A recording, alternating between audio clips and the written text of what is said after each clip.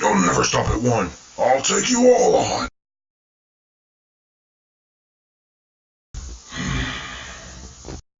Look out. This is Grindar's scene. Exit. Where's Megatron? He has not been released yet. He's in Wave 2. You have Starscream. Call me when Megatron gets here. No one walks out on Starscream. I suck.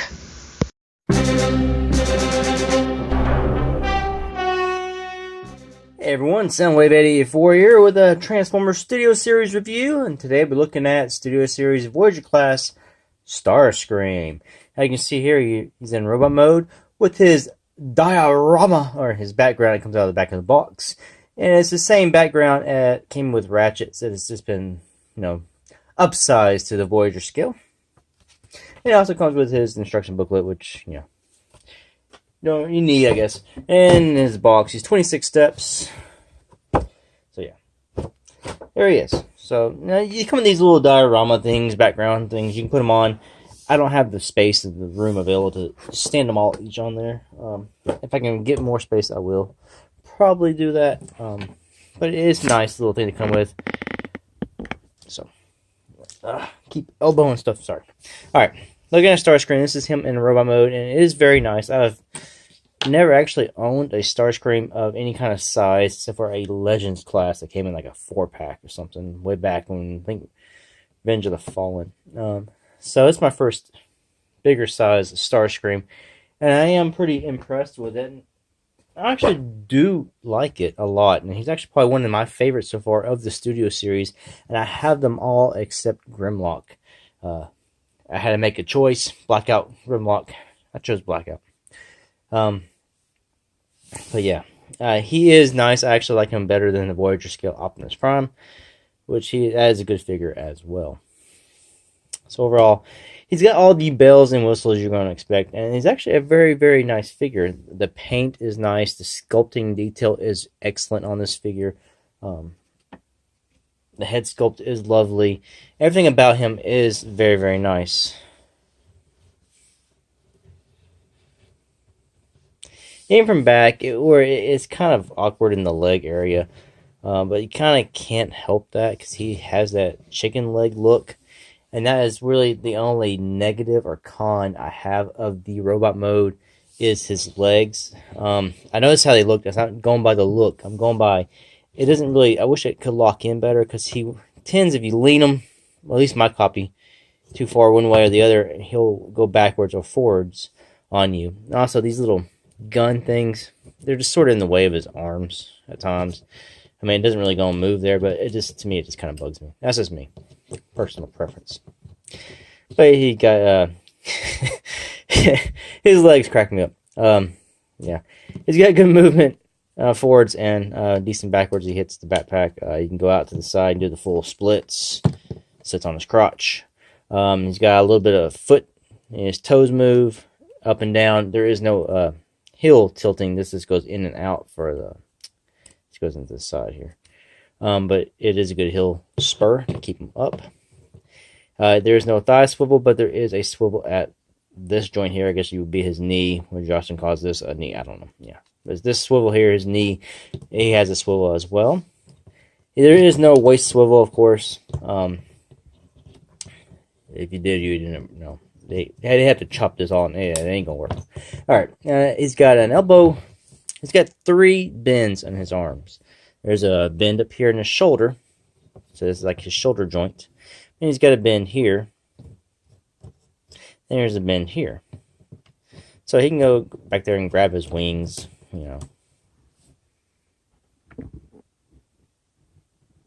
So he's got a lot of arm articulation. Sorry if I had to move the camera just to try to show you that. So you get a lot out of his arms. His wrists are a ball joint, his hands. So you get his hands can go all the way around. He's got a swivel up here. So you can swivel him around.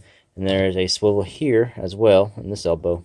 So you can swivel that. So you've got 2 swivel joints, or rotating joints. It's got 3 bends and a bending, rotating hand. And there's a joint in here for transformation where you actually can even bend his hand even more if you wanted to. That's how his hand flips over transformation. So you can actually use that joint as well.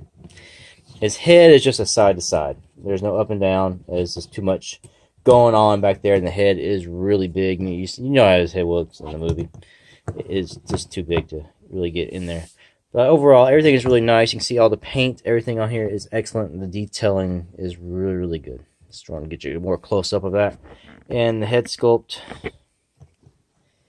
I really do like it. I'm not really a big fan of the movie look for Starscream. Like, I don't mind the torso so much and everything. It's the legs, and I didn't like the head.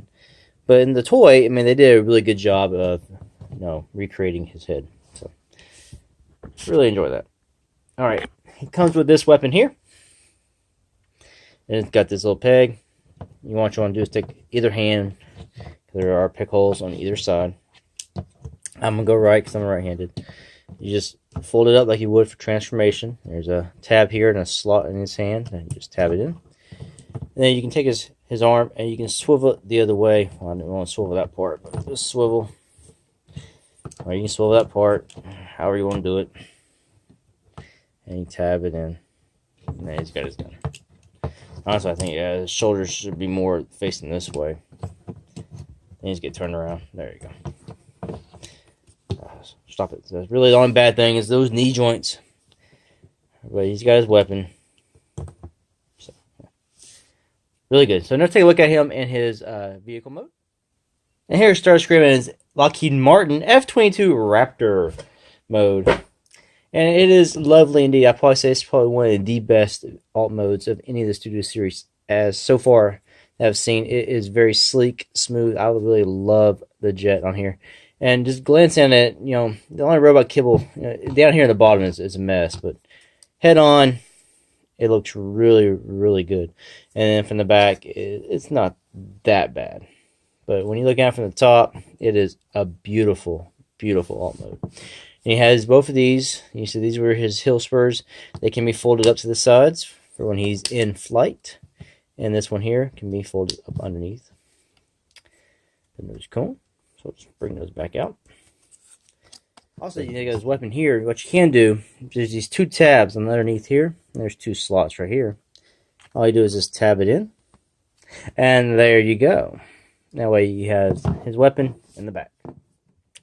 Now, I'm going to show you a quick size comparison, which I forgot to do in robot mode. He is slightly bigger than Optimus Prime. As you can see the size here, he is a lot bigger than deluxe size Crowbar from the Studio Series. Like I said, everything on this is very good. Like I said, I really like the detail of sculpting, and everything on it is excellent. So a few problems or negatives in this, and that's mostly just during the transformation. I've said this in my other reviews of the Studio Series, things don't tab in well. This like here, you can see right here there's a tab that goes into this part here. That does not tab in at all, but once you start doing all the other transformation and pinning it down, it will stay secured. Another problem I had are these little things here on the sides. It's just right here, these little pieces here that I'm moving up and down now are easily to pop off. No, they just snap right on. It's just very simple to pop off. So just thought if someone has one that pops off, it's not a big deal. And it goes right back on. Tab it in, and there you go. Otherwise, he is a lovely jet, and I'm very happy. And this is probably one of the figures I would actually rather leave in vehicle mode over robot mode. Get a beautiful F-22 Raptor right here, and an ugly insect robot mode. I actually kind of like this better, but we'll just see. It's probably one of the ones, or a few ones, that will be flopping back and forth often. So he's not very difficult in transformation. It's slightly involved, but it still is rather intuitive. Once you get going, you know where things are going to go. You can figure it out without even looking at the instructions. And if you have to look at instructions, I say first time you would. After that, you should be able to just get it on your own. So it's not that hard at all. So anyway, thanks for watching. Until the next review, peace out.